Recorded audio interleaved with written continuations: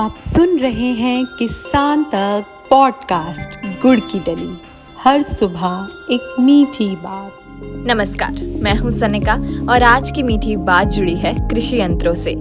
सोनपुर मेला में इस बार किसानों के लिए विशेष सुविधा शुरू की गई है। अब पशु मेले के साथ साथ कृषि मेला का भी आयोजन किया गया है, जिसमें किसानों को अनुदान पर कृषि यंत्र खरीदने का मौका दिया जा रहा है। इस मेले का उद्घाटन अभी हाल में हुआ है और कई दिनों तक ये सुविधा उपलब्ध रहेगी।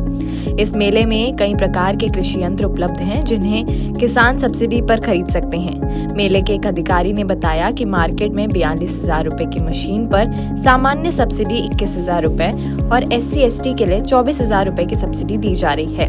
इसके अलावा मसाला मिल और अन्य यंत्रों पर भी सब्सिडी उपलब्ध है। किसानों को इस सुविधा का लाभ उठाने के लिए पहले ऑनलाइन आवेदन करना होगा। इसके बाद संबंधित प्रखंड के कृषि अधिकारी से परमिट लेना होगा। परमिट मिलने के बाद किसान मेले में आकर सब्सिडी पर यंत्र खरीद सकते हैं।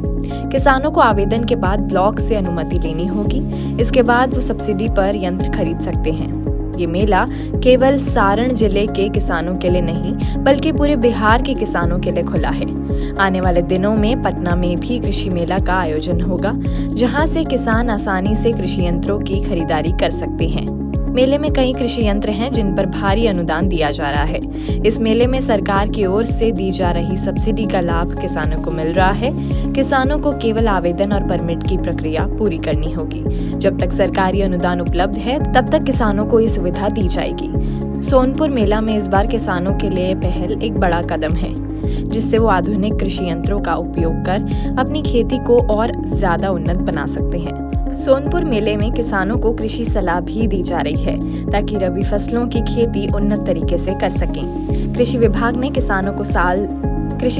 किसानों को सलाह दी है कि वो फसलों की बुवाई में देरी होने पर कृषि वैज्ञानिकों से संपर्क करें। स्मार्ट खेती और आधुनिक तकनीकों को अपनाने पर जोर दिया गया, ताकि उत्पादन बढ़ाया जा सके और फसलों की क्वालिटी में सुधार हो। सोनपुर मेले में प्रस्तुत किए गए ये मॉडल और जानकारी किसानों के लिए बेहद उपयोगी साबित हो सकते हैं।